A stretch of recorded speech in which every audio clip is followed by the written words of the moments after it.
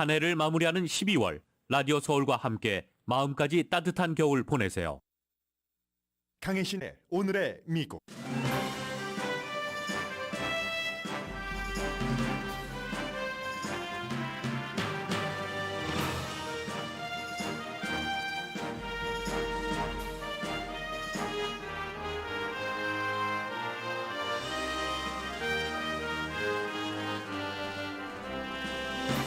바이든 대통령이 임기 중 첫 번째 국빈 방문객을 맞이했습니다. 우크라이나 전쟁 이전에 차가운 관계였던 프랑스의 임마누엘 마크롱 대통령입니다.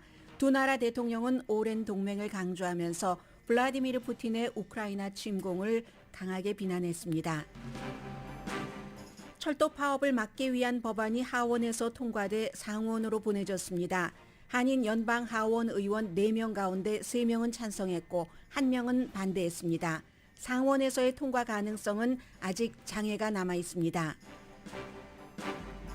민주당은 예상대로 20년 만에 처음 흑인계 하킴 제프리스 의원을 원내대표로 선출했습니다. 제프리스 의원은 차기 의장이 될 것이 유력한 공화당의 케빈 메카티 의원을 비난하지만 국민을 위해 오픈마인드로 그를 대할 것이라고 밝혔습니다.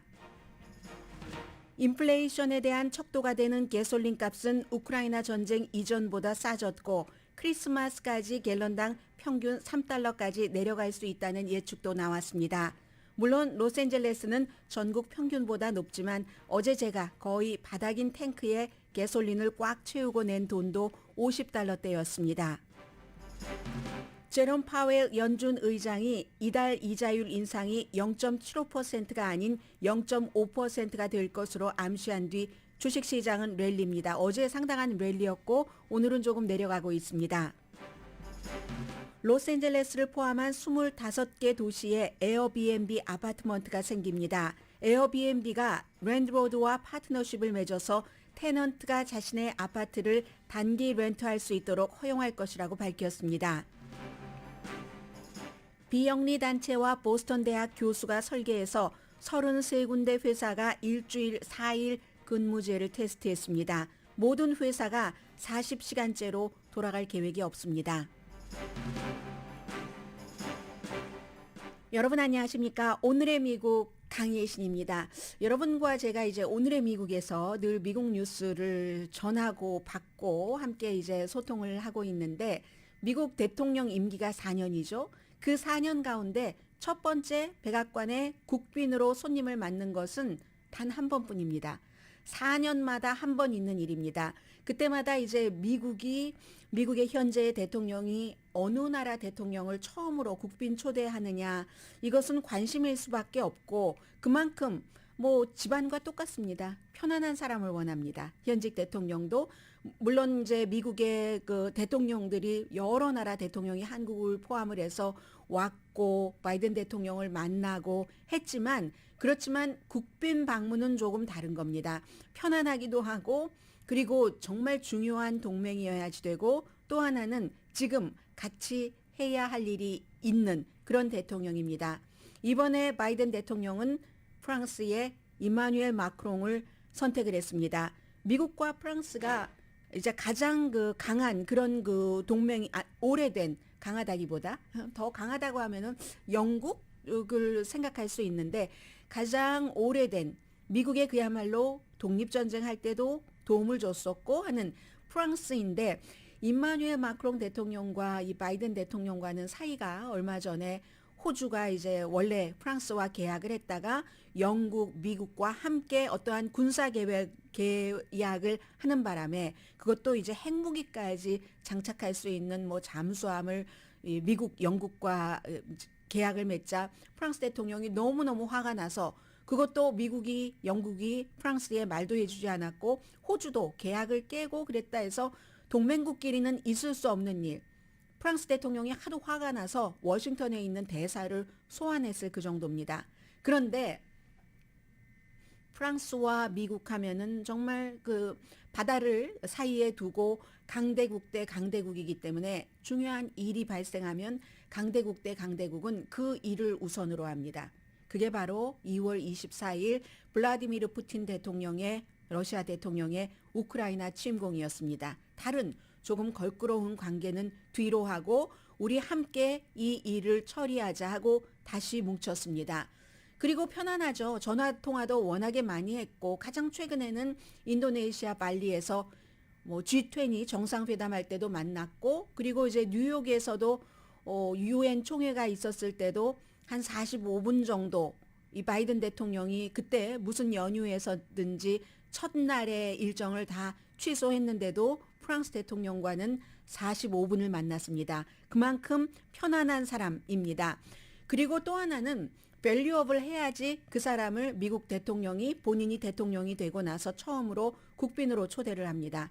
물론 이번에는 조금 국빈 그 초대가 늦었었죠. 이 코비드 19 때문에 그 많은 것이 영향을 미쳤는데 임마누엘 마크롱 대통령과 조 바이든 대통령은 나이 차이가 몇십 년인가요? 임마누엘 마크롱 44살 아닌가요? 네. 44살 그리고 얼마 전에 바이든 대통령은 80세가 됐기 때문에 이건 뭐 거의 2배 나이가 차이가 나는데도 굉장히 묵직하죠. 왜냐하면 임마누엘 마크롱도 정치 경력이 많지는 않지만 지금 유럽에서는 중진 정치인인 겁니다. 독일에서 16년 동안을 총리를 했었던 앙겔라 머르켈이 갔고 그리고 영국도 뭐 보리스 존슨 같은 사람 다 갔고 이러니까 프랑스가 재선된 이 임마누엘 마크롱 대통령이 유럽에서 가장 그 오래된 경력이 있는 정치인이기도 합니다. 그래서 이제 오늘 초대를 했는데 아침부터 이렇게 쭉 그것을 보니까 지금은 이제 회담하는 중이고요.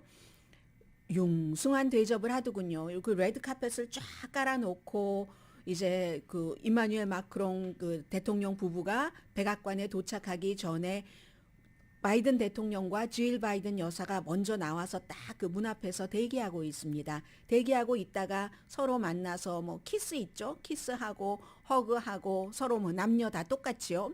대통령 부부가 그렇게 하고 나서는 쭉 아주 부통령 부부부터 이 국무장관 또 자넷 옐른 재무장관 쫙 그 일렬로 서 있었고 전부 이 프랑스의 대통령 부부가 악수하고 어제 이미 해리스 부통령이 임마누엘 마크롱 프랑스 대통령을 에스코트해서 우주항공국 나사의 본부를 방문해서 전부 견학하는데 안내를 했습니다. 질 바이든 또 조 바이든 대통령 그 부부와 저녁도 같이 먹었고요. 아이스크림도 같이 먹었습니다. 아무튼 이리하여 제일 중요한 것은 오늘 이제 어떤 일이 있고 어떤 일들을 서로 처리하느냐 서로 관심이 있는 부분들이 다 다를 수도 있고 같을 수도 있잖아요. 그리고 이제 제가 볼 때 조금 새로웠다고 할까요? 이런 것들이 국빈 방문이 있을 때라고 또 다 그렇지도 않습니다. 그런데 오늘은요. 통역을 이제 그 군인들이 쫙 그 도열해 있고 하는 그 상황에서 서로 연설들을 했는데 그 연설들을 전부 미국 대통령이 얘기하면 프랑스어로 통역을 했고 프랑스 대통령이 연설을 하면은 영어로 통역을 했습니다. 그러나 이제 두 사람은 그 임마누엘 마크롱 대통령이 뭐 영어를 잘하기 때문에 대화할 때는 서로 사적인 대화를 할 때는 영어로 했으니까 통역이 옆에 전혀 없었거든요. 그러니까 영어로 대화를 했다는 얘기인데 그러나 프랑스의 그 프랑스어에 대한 자존심이 있잖아요. 이제 오늘 그 선물 얘기는 나중에 말씀드리겠는데 선물 가지고 온 거 보더라도 완전 프랑스적이던데 사적으로는 영어로 대화를 하더라도 이 프랑스의 대통령이 국가의 지도자로서 국빈 방문을 하는 거기 때문에 연설은 전부 프렌치로 했습니다. 자, 일단 뭐 항상 국빈 방문이 있을 때는 양국의 국가가 울려 퍼지죠.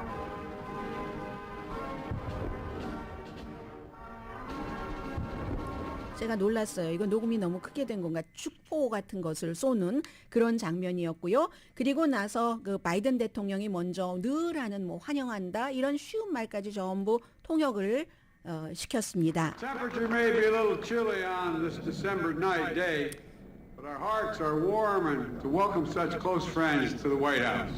네, 뭐 날씨는 춥지만 환영한다 하는 Members of the 얘기예요. French delegation.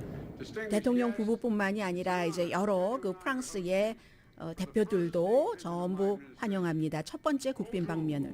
La température peut être fraîche en ce jour lumineux de décembre, mais nos cœurs sont chauds d'accueillir des amis si proches à la maison. 그리고 나서 하는 말은 늘 똑같죠. 아주 그 국가의 그 동맹을 얘기를 했죠. 오랜 그 역사 같은 것도 말을 했고 그 동맹은 어느 때보다도 강한데 하면서 이때 이제 바이든 대통령이 차고 들어갑니다.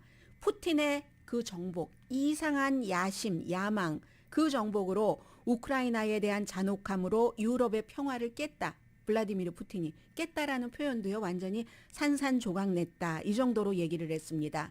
그러므로 나토 동맹국으로서의 프랑스와 미국, 유럽연합, G7 이렇게 파트너 국가끼리 이 푸틴의 탐욕스러운 야망을 없애버려야지 된다. 부숴버려야지 된다. 그런 얘기도 했고요. 그리고는 이제 뭐 쭉 좋은 얘기들 하고 정말 세기를 넘어서 프랑스와 미국은 함께 가겠다 하는 게 바이든 대통령의 연설의 핵심이었습니다. President Macron, for centuries, we've come together toward a world of greater freedom, greater opportunity, greater dignity, and greater peace. Monsieur le Président Macron, 네, 무슨 vous 뭐 m'avez dit 자유, 평화 이런 것들을 함께 그 손을 잡고 기회도 얘기를 했죠. 가겠다 하고 말을 했고 그리고 또 뭐 민주주의라든가 기후 변화라든가 또 뭐 에이즈데이입니다. 오늘이 세계 에이즈데이인데 2030년까지 미국과 프랑스가 함께 이 에이즈라는 병을 없애기로 약속을 서로 공조하면서 없애기로 약속한 것까지 얘기를 했습니다. 그리고는 이제 임마누엘 마크롱 프랑스 대통령을 소개를 합니다. Ladies and gentlemen, distinguished guests, the President of the French Republic. Merci beaucoup, Monsieur le Président, cher Joe, Madame. 네, 역시 뭐 처음에는 항상 뭐 우리 초대해줘서 고맙다, 미국 대통령들 이런 여러 사람들에 대해서 얘기를 Mr. 하죠. President, dear Joe, Madam, dear Jill, ladies and gentlemen. Dear Joe와 Dear 그 Jill이라고 얘기하죠. 이 first name을 불렀습니다. 그만큼 친숙하다는 것을 상당히 그 강조를 한 것인데 Dear Joe Biden 그리고 Dear Jill, Jill Biden을 얘기를 했고 역시 임마누엘 마크롱 프랑스 대통령도 바이든 대통령이 오늘 연설한 것 가운데서 가장 중요한 블라디미르 푸틴의 잔혹한 야망을 비난한 것 그것을 역시 그 프랑스의 임마누엘 마크롱 대통령도 반복했습니다. Et cette histoire commune nous oblige aussi, face au retour de la guerre sur le sol européen suite à l'agression russe contre l'Ukraine, et face aux crises 유럽에서의 전쟁 하면서 이제 우크라이나를 언급을 했고요. 이 전쟁으로 인해서 il faut savoir redevenir frères d'armes. Accordingly, 미국과 프랑스가 그 전우가 돼야지 된다. following Russia's aggression against Ukraine, and in light of the multiple crises our nations and our 네, 그 뭐라고 표현을 했냐면 제가 전우라고 말씀을 드렸는데 그 brother and arms 이렇게 전우가 돼서 함께 그것을 막아야지 된다라는 얘기를 하면서 역시 바이든 대통령과 마찬가지로 뭐 자유, 민주주의, 과학, 기술 뭐 이런 얘기도 했고요. 역시 이 두 사람이 한 사람이 연설을 하고 나서 처음에 이제 바이든 대통령이 먼저 손님이 아니라 손님을 초대한 사람이니까 연설을 했잖아요. 연설을 하고 나서 임마누엘 마크롱 대통령과 악수를 하는데 이것 굉장히 의도적인 것입니다. 악수를 딱 해서 임마누엘 마크롱 대통령이 원래 그 악수하고 뭐 악수를 끝내야 되잖아요. 하는데 바이든 대통령이 끝까지 그 손을 잡고 놓지 않았고 그 시간이 굉장히 길었습니다. 마찬가지로 프랑스의 임마누엘 그 마크롱 대통령이 답사를 하고 나서도 두 사람이 손을 꽉 잡고는 전혀 손을 놓지 않고 굉장히 오랜 시간을 손을 잡고 카메라 기자들 사진 찍으세요. 그리고 이렇게 보도를 하세요. 프랑스와 미국의 동맹이 강하다는 것을 블라디미르 푸틴 러시아 대통령에게 보여줄 수도 있는 거고요. 왜냐하면 러시아가 우크라이나를 침공하고 초기까지만 하더라도 워낙에 임마누엘 마크롱 대통령이 블라디미르 푸틴 러시아 대통령과 친했었기 때문에 조금쯤은 러시아 쪽으로 영국이나 미국보다는 그쪽으로 가고 뭐 빨리 뭐 협상을 해야지 된다 이런 쪽으로 하다가 러시아가 점점 잔혹한 전쟁을 치르면서 프랑스의 임마누엘 마크롱 대통령도 미국과 영국 쪽으로 돌아섰습니다. 이제 그 모습을 보여준 것 같았고요. 오늘 이제 국빈 만찬이 굉장히 중요할 것이기 때문에 이런 일로 인해서 오늘 현재는 지금 약간 그 사진은 보여지고 있는데요. 여러 가지 정상회담을 하고 있는데 미국으로서는 이마누엘 마크롱 대통령에게 러시아뿐만이 아니라 중국에 대해서도 어떠한 역할을 해주기를 원할 겁니다. 왜냐하면 유럽도 중국이 필요하고 중국도 유럽이 필요해서 러시아의 우크라이나 침공 이전에는 유럽 국가가 예를 들어서 미국이 중국의 어떤 G5 이런 여러 가지 테크놀로지에 대해서 뭔가를 막으라고 요청도 하고 중국 것을 받아들이지 말라고 요청도 하고 했었던 그런 일이 있기 때문에 그리고 이제 프랑스의 이마누엘 마크롱 대통령으로서는 경제적인 것도 생각을 해야지 되니까 더군다나 미국이 전기자동차 생산 같은 것도 아주 활발하게 하니까 어떻게 하면 꼭 유럽뿐만이 아니라 그럼 미국의 것을 수입해 갈 수 있는가 이런 식으로 우선 동맹을 강화를 서로 두 나라가 확인을 하고 경제와 안보, 국제 안보를 동시에 굉장히 강조를 하는 첫 번째 미국 바이든 대통령의 국빈 방문에 초대에 응해서 온 프랑스의 이마누엘 마크롱 대통령과 두 사람의 미팅입니다.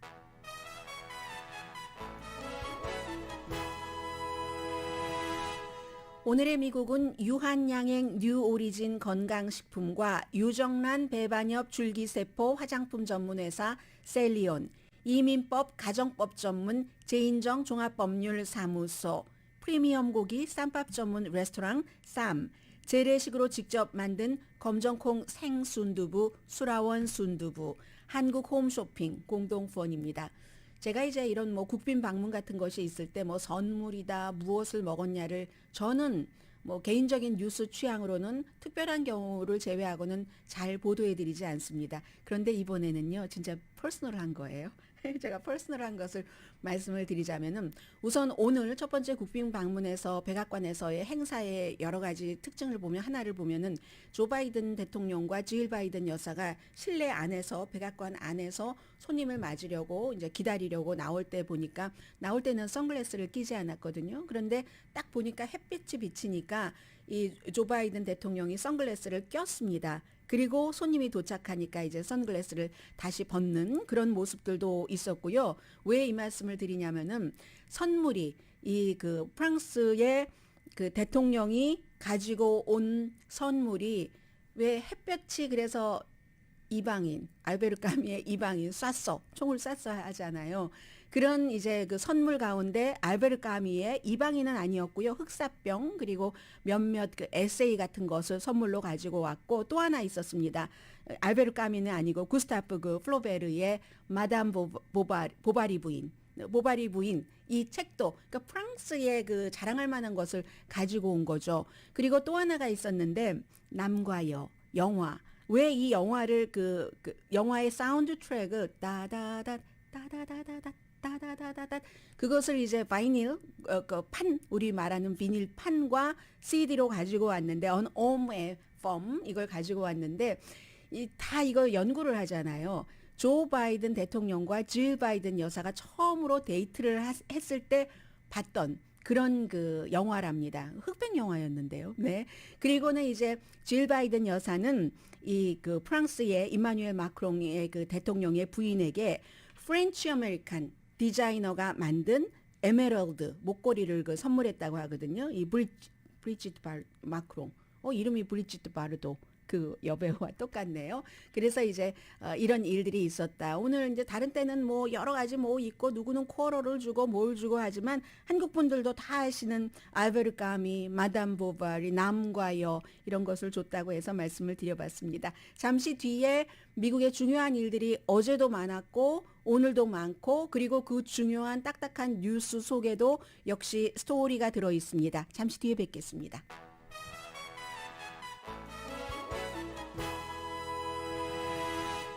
라디오 서울 방송 오늘의 미국 듣고 계십니다. 네, 미국이 지금 다음 주부터 철도 노조가 파업을 할지 파업을 하지 않을지 여전히 확률은 50%대 50%입니다. 더 많은 사람들은 연방 상원에서도 하원에 이어서 파업을 막는 법안이 통과될 것이다라고 생각을 하고 있지만 그렇지만 이건 아직 장애들이 남아있기 때문에 50%대 50%라고 보는 게 정확할 것 같고요.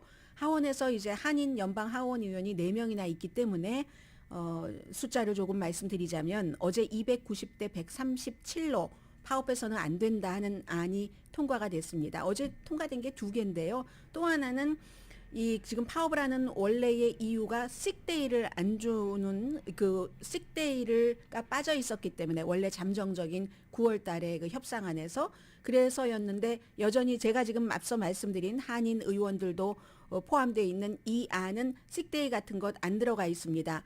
왜냐하면 지금 빨리 처리를 해야지 이번 주 안에 처리를 해야지 파업을 막을 수 있는데 뭐 식데이를 두면 그게 또 며칠을 두느냐 어제는 7일이었거든요. 유급 그걸 또 조정을 하고 하면은 이미 파업 시한이 돼서 파업을 해버리게 되는 겁니다. 그래서 그 2번째 안은 말씀드리지 않고요. 2번째 안은 이제 노조들을 더 많이 지원하는 뭐 그런 사람들이 민주당이 대대적으로 지지를 했고 290대 반대 137이니까 이건 공화당 의원들도 많이 찬성을 했다는 얘기입니다.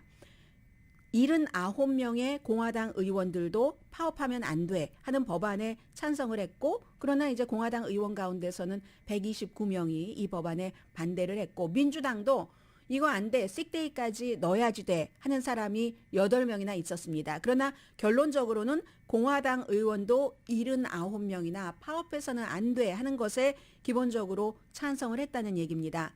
그래서 한인 의원들 가운데서는 4명이 있죠. 민주당 2명, 공화당 2명, 연방 하원 의원입니다. 이 가운데서 민주당 2명, 앤디 킴 의원 뉴저지 3지역구 그리고 워싱턴의 10지역구인 마릴린 스트릭랜드 의원은 당연히 파업해서는 안 된다 하는 것을 만들기 위한 안에 찬성표를 던졌고 공화당 2명 가운데서 영킴 의원은 여기에 찬성을 했습니다.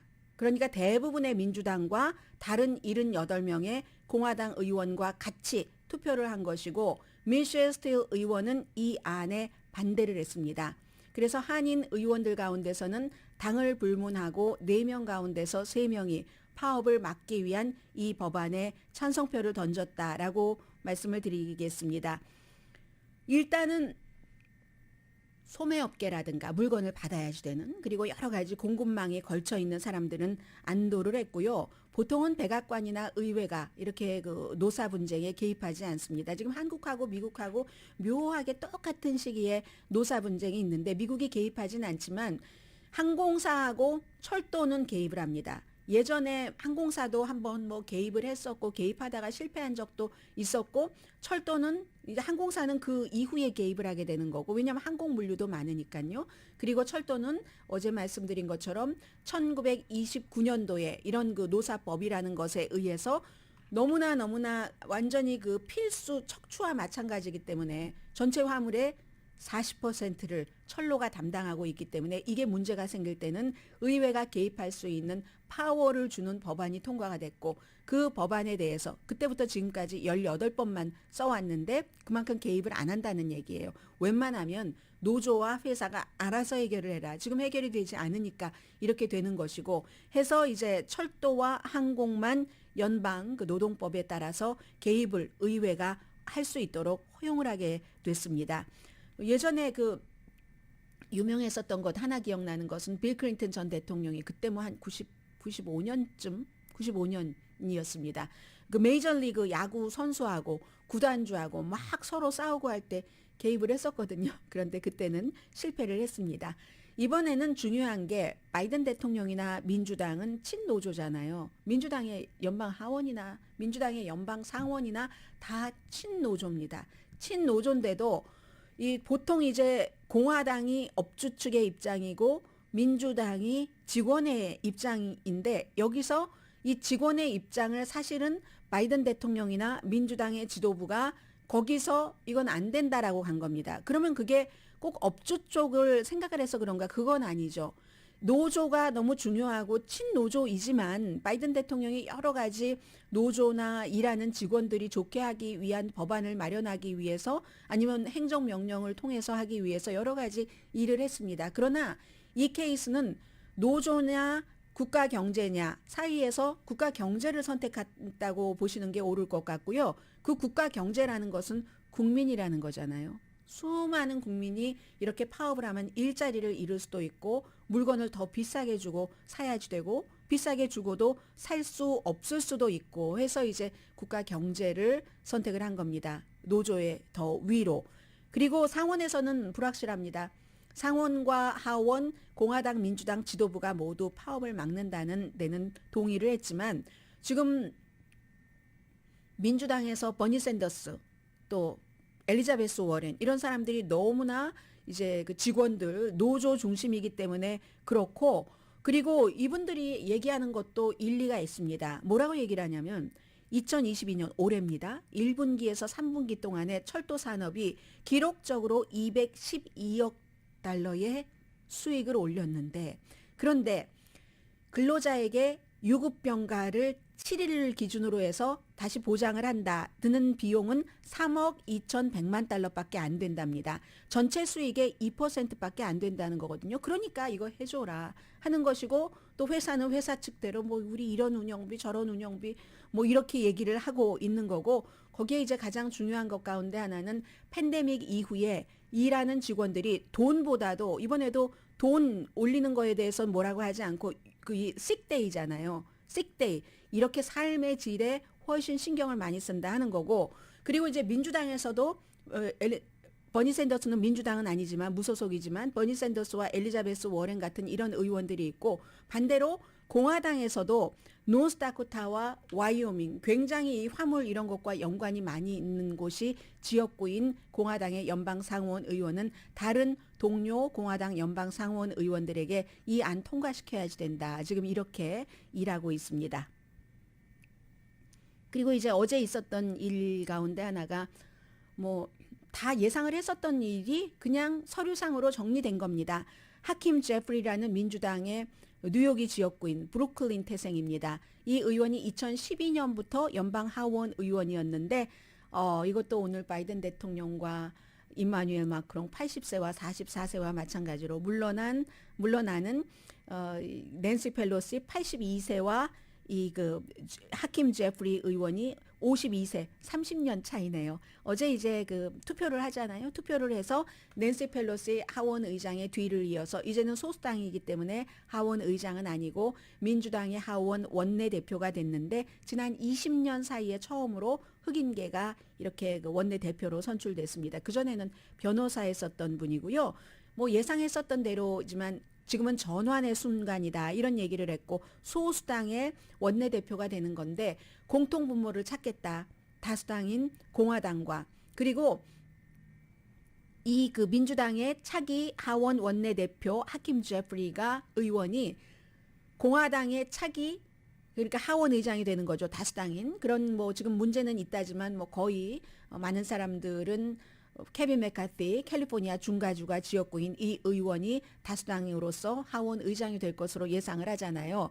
이 제프리 의원은 케빈 메카티 의원을 굉장히 싫어했고 비난을 많이 했었습니다. 그리고 또 특히 트럼프 전 대통령과 가깝고 그로 인해서 여러 가지 의정 활동을 할 때의 일에 대해서 케빈 메카티를 공개적으로 많이 비난을 했는데 그렇기 때문에 뭐 그 다음 단계에 있는 그 스티브 스칼리즈 의원이 훨씬 일하기 편하다 이런 얘기를 많이 했지만 어제 딱 민주당의 원내대표가 되고 나서 한 얘기입니다. 그렇기는 하지만 그래도 나는 오픈마인드를 가지고 소수당의 대표로서 다수당의 대표죠. 대표 겸 하원 의장인 그를 위해서 그를 위해서가 아니라 그 케빈 메카티와 함께 일하겠다. 나라를 위해서. 민주당과 바이든 대통령이 친노조지만 국가 경제를 위해서 노조보단 경제를 택한 것처럼 개입하기로 이 파업을 못하도록 그런 것처럼 이 사람도 똑같이 그런 얘기를 했습니다. 그랬더니 뭐 캘리포니아가 지역구인 뭐 맥신 월터스 의원 연방 하원 의원 같은 경우 32년 베테랑이잖아요. 야, 아프리칸 아메리칸 보이들이 얼마나 이 하킴 제프리즈 차기 원내대표를 보면서 희망을 갖겠는가 뭐 이런 얘기들도 많이 했고요. 낸시 펠로시 하원의장이 2003년부터 다수당일 때는 하원의장 민주당이 또 소수당일 때는 원내대표로서 일을 해왔는데 이렇게 됐고 뭐 부대표는 뭐 그대로입니다. 원래 예상했었던 그 매사추세츠의 그 캐서린 클락 여자 부대표가 됐고 원내 총무는 캘리포니아가 지역구죠. 그 피트 아길라르가 됐습니다. 그런데 이제 이렇게 되면은 척 슈머는 당연히 지금 12월 6일 선거 결과와 상관없이 민주당이 다수당이기 때문에 척 슈머도 블루클린 태생이거든요. 미국에서 이런 적이 있었나요? 상원의 원내대표, 민주당의 원내대표도 블루클린 태생이고 그리고 하원의 원내대표 하킴 제프리도 블루클린 태생이고 두 사람이 통하는 게 많겠죠. 지금 민주당은 이렇게 돼 있습니다. 그리고 척 슈머도 일하기 더 편하겠는데요. 척 슈머 민주당의 상원 원내대표도 상원 되기 전에 먼저 그 연방 하원 의원을 한 20년 했거든요. 그러니까 하원의 여러 가지 구조도 잘 알 테니까 협조하는데 시간 절약이 되겠네요. 뭐 특별하게 더 설명할 필요도 없고 지금 그 일이 있고요.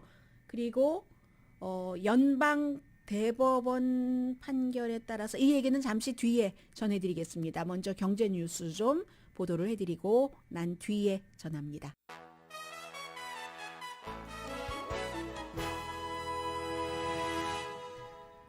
라디오 서울 방송 오늘의 미국 듣고 계십니다. 네, 제롬 파웰 연준 의장의 말이 굉장히 어제부터 포커스를 받고 있는데 어제는 뭐 이자율 때문에 그랬고 지금은 이제 다우지수가 어제 많이 올라갔으니까요. 232.34포인트 내려가고 나스닥은 좀 회복됐네요. 0.46포인트. 뭐 S&P 500는 5.13포인트 아주 적게 어제 올라간 것에 비하면 내려가고 있는데 어제 우선 그 말씀부터 드릴까요? 이자율에 대해서 같은 뉴스를 헤드라인을 어떻게 잡느냐가 굉장히 중요한데 어제 연준 의장이 브루킹스 연구소에서 1시 30분에 연설을 할 때 12월 달에 이자율 인상을 0.75% 대신 0.5%포인트로 할 것을 암시를 했습니다. 물론 그 전에 길게 얘기를 하고 마지막 문장에 그렇게 얘기를 했는데 항상 연준 의장들의 말은 마지막 문장이 중요할 때가 많죠. 그 앞에는 인플레이션 같은 것이 확실하게 뭐 정말 2% 이런 식으로 내려간다는 확신은 없지만 아직 없지만 그렇지만 이자율은 이제 뭐 이미 피크다. 그리고 몇 개월 전에 생각했었던 것보다는 그래도 인플레이션이 나아지고 있다. 이렇게 얘기를 했습니다. 그렇기 때문에 이자율 인상폭을 12월 달부터 줄일 수도 있다. 하니까는 이게 그래 0.75가 아니야. 이제 슈퍼 이자율이 아니라 그냥 슈퍼 이자율 0.5%야 하면서 다우지수가 뭐 한 2.2% 어제 730 몇 포인트 올랐으니까 지금 200포인트 내려간다 하더라도 500포인트 번 겁니다. 다우는 불마켓이죠. 이게 이제 그리고 두 달 동안에 보면 S&P 500는 3.1%, 나스닥 4.4% 올랐지만 S&P 500와 나스닥은 아직은 뭐 베어마켓이고요. 그랬습니다. 그리고 나서 또 하나 한 얘기가 왜 이렇게 일하는 사람이 부족하지? 거기에 대해서 말을 하는데 근로자들이 예상했었던 것보다 한 300만 명 정도는 적은데 예를 들어서 이 은퇴를 빨리 한 사람들이 있다는 것을 하나를 얘기를 했고요. 코비드 19 그와 더불어서 그리고 또 하나는 노동 인구가 그 증가 속도가 굉장히 느리다는 겁니다. 그런데 여기에 이민자들이 포함이 됩니다. 이민자들 노동 인구가 상당히 줄어들었기 때문에 그리고 또 일하는 인구 가운데서 팬데믹 기간 동안에 숨진 사람이 엄청나니까 그래서 지금 이제야 저제야 뭐 이 일자리가 어떻게 될까 하는데 그렇다 하는 그 정도 설명을 했습니다. 가솔린 값을 조금 말씀드리자면은 이미 이제 우크라이나 침공 러시아의 그 이전으로 돌아가서 갤런당 어제를 기준으로 해서 3달러 50센트가 평균. 그런데 크리스마스 때가 되면은 3달러까지 내려갈 거야. 이렇게 보고 있는 사람도 있습니다. 가스버디라는 그 기관에서 보는 건데 물론 이제 가솔린 값이 일단 내려가면 좋죠. 보통 일주일에 한 번 정도는 가솔린을 넣으실 텐데 또 장기적으로 가솔린 값이 내려가면 가솔린 값뿐만이 아니라 다른 상품들도 가솔린을 들여서 운반을 해야 되는 거 어떤 뭐 오일이 들어가는 상품 전부 내려가긴 하지만 단기적으로도 일단 가솔린 값이 인플레이션에 아주 중요한 영향을 미치는 것도 사실입니다. 이유가 궁금하죠. 뭐 중국의 코비드 때문에 여러 가지 경제 활동 같은 것이 적어지고 그리고 이제 미래를 예측을 해보면 유럽도 심각한 경기 불황이 올 수가 있다. 미국의 경기도 슬로우 다운 할 수 있다. 더군다나 이제 다음 주에 저렇게 철도 노조가 파업을 한다면 그리고 또 뭐 이자율로 인한 여러 가지 해서 오일 수요가 줄어들 것이다. 어두운 그림자를 반영을 한 겁니다. 사실은 이 가솔린 값이 싸진다는 것은. 그렇지만 일반인들에게는 할러데이 선물이죠. 뭐 크리스마스 때가 되면은 뭐 3달러 정도가 되는 곳도 있다고 하니까. 그런데 이것도 임시일 수 있습니다. 왜냐하면 지정학적인 여러 가지. 오펙이 또 회의를 하는데 오펙 미팅에서 그야말로 오펙이 이런 때 탁 또 찬물을 끼얹을 수도 있잖아요. 지난번처럼 뭐 생산량에 대해서 꽉 쥐고 있으니까 그런 경우는 이제 피크닉에서 스컹크라고 얘기를 하죠. 피크닉 막 한참 맛있는 음식 내놓고 인데 스컹크가 와서 방귀를 확 껴봐요. 좋겠어요? 그래서 오펙이 또 피크닉에서의 스컹키가 될 수 있다 해서 예측은 좀 까다롭다 하는 거고 저는 어제 55달러 정도 넣고 거의 그 맨 마지막 칸에서도 반보다 조금 아래일 때 넣었거든요. 가솔린을 그 눈금이. 그런데 55달러 하니까 풀로 찼습니다. 보통 때 지난번에는 70달러 훨씬 넘어서 거의 80달러까지 된 적도 있는데 그래서 기분은 조금 좋았고요. 그리고 이 내용은 간단히만 말씀드립니다. 연방대법원 판결에 따라서 트럼프 전 대통령의 세금 보고가 의회의 세입위원회 House Ways and Means Committee로 보고가 그대로 들어가게 됐습니다. 이거 트럼프 전 대통령이 막아보려고 했는데 지난주에 연방 대법원에서 트럼프 전 대통령의 편을 이제 들어주지 않아서 그럼 의회에서는 왜 이런 걸 요구를 하는가? 아주 루틴이라는 거예요. 대통령들에 대해서 국세청에서 세금 보고 같은 것을 정확하게 했는가 해서 한 뭐 그 2019년부터 요구를 했었거든요. 그런데 연방 대법원은 뭐 6년치를 줘라 해서 이미 재무부가 어제 준 것 같습니다. 그러면은 이제 그 뒤에 일은 뒤에 알 수가 있는데 제대로 국세청이 했는가? 재무장관이 지난번에 스티브 무누친이라는 골드만삭스 출신이었잖아요. 그때 대통령 옆에 착 달라붙어 있었고 그런 일. 그리고 이게 그렇다고 해서 일반인들에게 금방 공개되지 않습니다. 그러면 중범입니다. 이러한 내용들에 대해서는 자, 여기까지 말씀드리고 새로운 추세를 잠시 뒤에 두 가지 전해드립니다.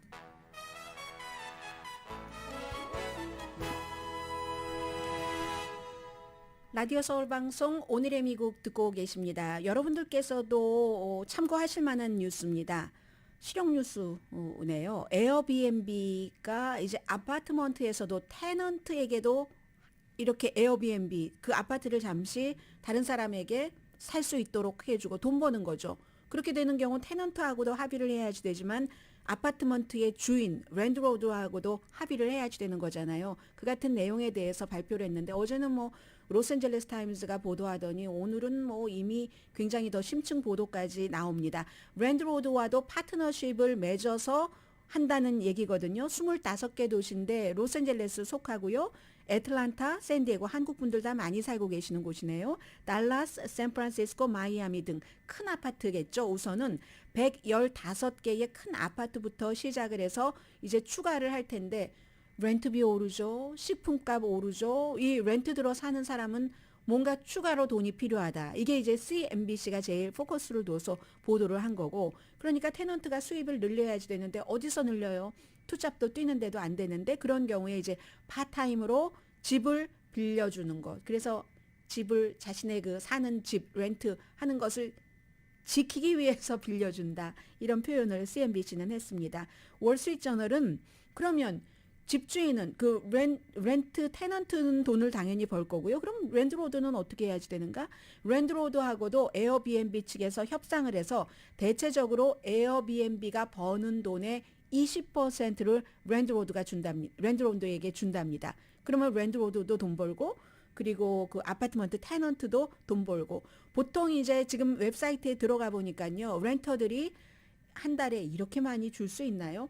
한 달에 9일을 숙박하도록 허용을 하면은 $900를 번다. 하루에 $100 정도. 요즘 호텔 값이 비싸니까 그럼 얼마나 벌 수 있는지 지역별로 이런 것도 전부 계산이 돼 있습니다. 33군데 회사 미국과 아일랜드, 호주에서 그리고 그 회사에서 일하는 1,000명을 대상으로 쭉 그 조사를 해서 회사의 얘기도 들어보고 직원의 얘기도 들어봤습니다. 전에 일주일에 40시간 일하다가 지금 32시간 일을 하는데 비영리 단체 4-Day Week 글로벌과 보스턴 칼리지의 한 교수가 설계를 했는데 원래 스케줄의 80%가 되는 거잖아요. 대신 돈은 100%를 받고 여기서 회사들이 어떻게 됐는가. 지금 27군데 회사가 33군데 가운데서 자신들의 생각을 공유를 했습니다. 18군데 회사는 우리는 확정 이미 지었다. 일주일에 나흘만 일하기로 하고 나머지 8군데는 확정 쪽으로 기울고 있다. 이렇게 얘기를 하고 있거든요. 그래서 직원들은 10점 만점에 이렇게 했을 때 9.1점을 줬고요. 97%가 나는 계속 일주일에 닷새가 아니라 나흘 일하겠어. 스트레스도 줄어들고 그리고 번아웃 같은 것도 안 되고 일과 삶의 균형이 생기니까 신체적인 건강까지 좋아지네요. 라고 답변을 했고요. 앞으로 40시간 일하라고 하면은 지금의 이 페이에서 10%에서 적어도 10%에서 어떤 사람은 50%까지는 올라가야지 나는 그렇게 하겠어 했고 회사의 매출이 8%가 오히려 증가했답니다. 생산성이 증가한 거죠. 직원들이 집중적으로 일을 해서 그래서 회사의 만족도는 직원보다는 조금 낮지만 10 최고 점수에서 7.7이었습니다. 미국에서는 아직 드물죠. 다른 나라에서는 인기가 많고 아이슬란드 같은 데가 지금 35시간에서 36시간 일하는 곳이 많은데 생산성이 그대로이거나 지금처럼 이렇게 더 나아진다 하는 얘기 나오고 있습니다. 방송이야 그럴 수 없겠네요. 오늘의 미국은 유한양행 뉴오리진 건강식품과 유정란 배반엽 줄기세포 화장품 전문회사 셀리온, 이민법 가정법 전문 제인정 종합법률사무소, 프리미엄 고기 쌈밥 전문 레스토랑 쌈, 재래식으로 직접 만든 검정콩 생순두부 수라원 순두부, 한국 홈쇼핑 공동펀이었습니다. 10시에 좋은 아침 좋은 하루 방송됩니다. 자식 이기는 부모 없다더니 국민 이기는 정권이 없습니다. 그게 공산주의, 사회주의, 독재자라 할지라도 중국의 부주석이 지금 계속 발표하고 있잖아요. 코비드-19 폐쇄 우리 더 이상은 못 참아 하고 백지든 그런 시위를 하니까 뭔가를 조금씩 풀어주는 쪽으로요. 강희신이었습니다.